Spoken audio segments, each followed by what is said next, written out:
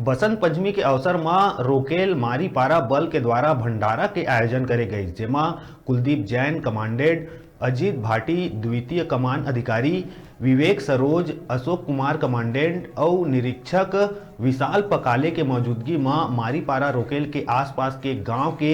समस्त ग्रामवासी बर भव्य भंडारा के आयोजन करे गई। ये विशाल भंडारा में आसपास के गांव के 2000 ले ज्यादा संख्या में लोगन शामिल हुई। संग में आसपास के स्कूल ले लगभग 500 लड़का मन भी भंडारा में शामिल हुई, जेमा शिक्षा में आगू बढ़े पठन पाठन सामग्री सीईओ मैडम के द्वारा वितरण करे गई। कार्यक्रम के शुरुआत में ग्रामीण क्षेत्र के पारंपरिक नृत्य से कमांडेंट कुलदीप जैन के स्वागत करे गई और आदिवासी नृत्य प्रस्तुत करे गई, जेकर बाद सबो ग्रामीण पूजा अर्चना में शामिल होके भंडारा के आनंद लिहिन।